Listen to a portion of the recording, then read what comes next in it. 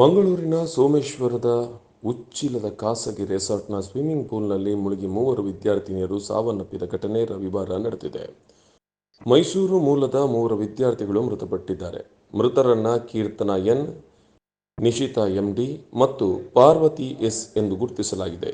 ಈ 3 ಯುವತಿಯರು ಶನಿವಾರ ಮುಂಜಾನೆ ರೆಸಾರ್ಟ್ಗೆ ಬಂದಿದ್ದರು. ರವಿವಾರ ಬೆಳಗ್ಗೆ 10:30 ಸಮಯಕ್ಕೆ ಈಜುಕೊಳದಲ್ಲಿ ಘಟನೆ ನಡೆದಿದೆ.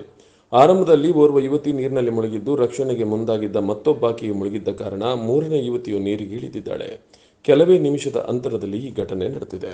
ಘಟನೆಯ ದೃಶ್ಯಾವಳಿಗಳು ಸಿಸಿ ಕ್ಯಾಮೆರಾದಲ್ಲಿ ಸೆರೆಯಾಗಿದೆ.